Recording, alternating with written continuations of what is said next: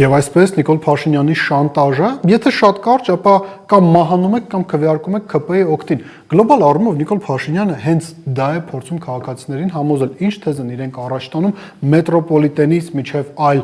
վայրերում հանդիպումներ, որ հարգելի քաղաքացիներ, եթե մեզ չեք ընտրում, ապա անպայման լինելու է պատերազմ։ Կրկին ասենք, Նիկոլ Փաշինյանը այս գնահատականով հաստատում է հետևյալ թեզը, որ Ադրբեջանի իշխանությունների համար նա նախընտրելի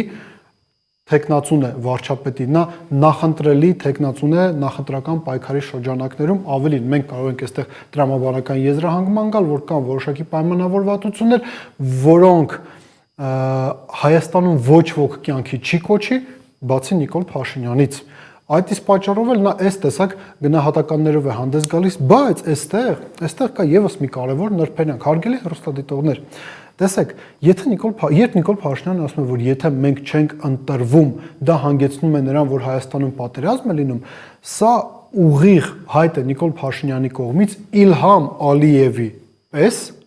Հայաստանում ձևավորել մեն իշխանություն։ Ադրբեջանում կա Ալիևների կլան, Նիկոլ Փաշինյանը հավանաբար ուզում է Հայաստանում Փաշինյանների կլանի հավերժ իշխանությունը հաստատի։ Ադրբեջանում եւս հա թեզերից մեկը որն է, որի շնորհիվ իրենք փորձում են ապահովել իշխանության վերարտադրությունը հավերժ, իրենք ասում են հետեւյալը, ճիշտ է, ժողովրդավարության հետ կապված կան խնդիրներ, տնտեսական զարգացման հետ կապված խնդիրներ, բայց մենք կարողանում ենք ապահովել իշխանություն, մենք կարողանում ենք ապահովել անվտանգությունը, այդ իսկ պատճառով մեր իշխանությունը անդադար ընդմիշտ պետք է վերարտադրվի։ Նույն տրամաբանությամբ շարժվում է նաև Նիկոլ Փաշինյանը։ Մարտով 2018 թվականին իրենց վարկածով իշխանության էր եկել ժողովրդավարական հեղափոխության արդյունքում։ Հիմա ստացվում է հետևյալը, ժողովրդավարական հեղափոխության արդյունքում իշխանության եկած անձը ընտրությունները դիտարկում է որպես մի գործոն, որը առհասարակ պետք է գոյություն չունենա, որովհետև դա վտանգ է ներկայացնում Նիկոլ Փաշինյանի համար։ Այդ իսկ պատճառով իրենք հիմա փորձում են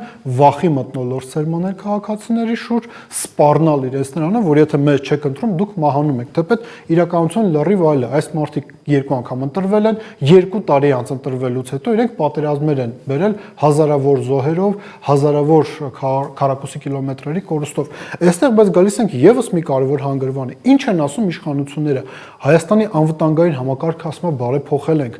դիվերսիֆիկացման, բալանսավորման քաղաքականություն ենք վարում։ Նիկոլ Փաշինյանը նաև պատրաստում է զորահանդես իրականացնել մայիս ամսին, եթե մամուլում տեղ գտած հրապարակումները համապատասխանում են իրականությանը։ Ավելին, Վաշինգտոնյան հանդիպումը եւ թրիպը դարձրել են իրենց համար դրոշակ, ասում են մենք կարողացել ենք Վաշինգտոնում ստանալ Դոնալդ Տրամպի ստորագրությունը, Հայաստանում թրիպ նախագիծն է իրականացվելու, դա ամենամեծ անվտանգության երաշխիքն է։ Ինչ էին ասում են նաև 8 միլիարդի արտաքին պարտք ենք կուտակել, որովհետև 8 միլիարդի զենք ենք գնել։ Ահա, եկանք ամենակարևորին։ Բայց եթե 8 միլիարդի զենք եք գնել, եթե զորահանդես եք անում, եթե Դոնալդ Տրամպը երաշխավոր չէ, գոնե ներկա է այդ ամեն ինչին, իսկ տրիպը երաշխավորում է Հայաստանի տարածքային ամբողջականություն եւ ինքնիշխանությունը, ո՞նց է ստացվում, որ դուք ասում եք, որ ձեր անձից է կախված Հայաստանի Հանրապետության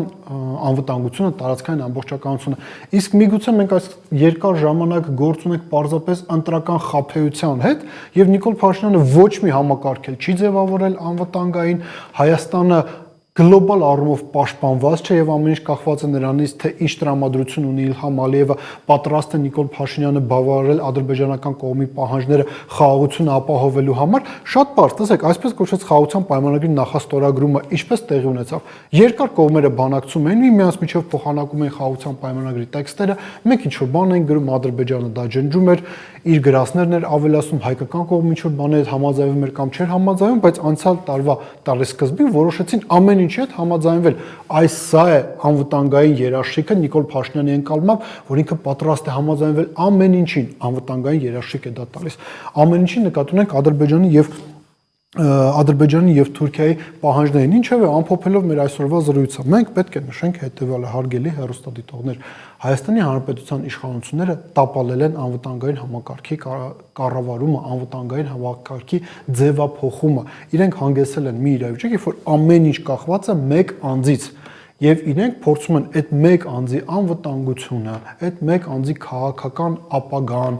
բարեկեցությունը բերել եւ հավասարացնել Հայաստանի Հանրապետության տարածքային ամբողջականության, ինքնիշխանության հետ։ Նիկոլ Փաշինյանը պատահական չէ, փաստացիորեն ասում, որ կառավարությունը ինքը նաև կարծում է, որ պետությունն է ինքը, եւ եթե նա չլինի ղեկավար, Հայաստանի Հանրապետությունը գոյություն չի ունենա։ Սա ուղիղ ճանապարհ է Հայաստանում ադրբեջանական մոդելի խորը հետադիմական ֆեոդալական ավտորիտար ռեժիմ կառուցել։ Հետևաբար ցանկացած քաղաքացի, որը կգնա ընտրատեղամաս եւ կքվեարկի Նիկոլ Փաշինյանի օգտին, ինքը պետք է հասկանա հետեւյալը, որ Հայաստանը դարձնում է Ադրբեջանի տիպի պետություն,